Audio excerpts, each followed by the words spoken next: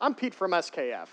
Today I'm going to show you how to properly remove and replace an adapter bearing in a 2-bolt flange. Now this adapter bearing is also used on pillow blocks and 4-bolt flanges. The procedure is the same. Now some of the tools and equipment you'll need today to do this job properly is a grease gun, some premium SKF high temp grease, an Allen wrench, a spanner wrench, and a pry bar. First thing we're going to want to do is actually clean out this area around the housing and the bearing. So take a rag and clean out that area on both sides. Next we're going to go ahead and remove the Allen screw here. Take an Allen wrench, loosen it, and then remove the lock collar and then slide out the shaft. Now that we have the shaft removed, we're going to go ahead and take out the bearing. What we're going to use is this pry bar.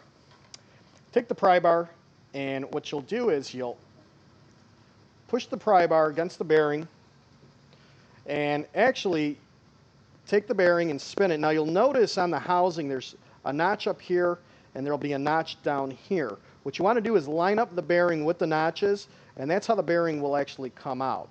If you have the bearing not lined up with the notches, the bearing will not come out. So what you want to do is line the bearing up with the notches, the bearing will come out. And the same way with installation, you must line up the bearing with the notches.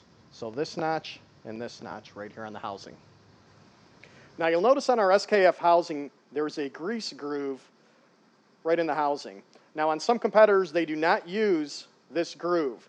If they do not have that groove, we do not recommend using our bearing in that housing. We recommend an SKF housing and bearing.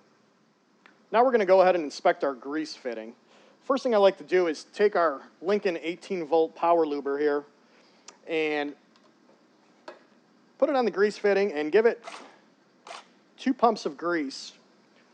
And you'll notice that the grease has come through, so we know that our grease fitting is good. And also check for play on the fitting itself. If the fitting has any play in it, you need to replace the housing or the fitting. Now, because this bearing can be installed this way or that way, what SKF has done is installed grease holes on both sides of the outer raceways. Now, you'll notice they're on opposite sides of the raceway. So it doesn't matter which way this bearing goes in, you will always be able to grease this bearing. Now I'm going to install the bearing. Remembering the notches that we had here, take that bearing, put it right in the notches, and then what you want to do is spin the bearing 90 degrees. Using our pry bar, prying it in, and now we're all set.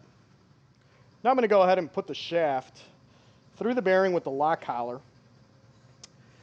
After we got everything lined up, I'm going to put our lock collar on there. And using our spanner wrench, I'm going to go ahead,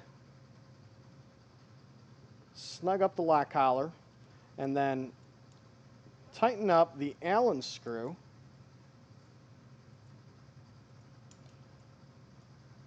till it's snug. Now I like to tighten it up once I start seeing the Allen wrench flex a little bit. That's where I stop. And now we've properly installed an adapter bearing. Using our Lincoln 18-volt power luber, I'm going to go ahead and grease our bearing. What I like to do is give it 2 shots of grease and then install the protective cap over the grease fitting so no contaminants get inside the grease fitting. Now you're ready to go. For complete product information, visit us at skfpartsinfo.com and follow us on Twitter at skfpartsinfo.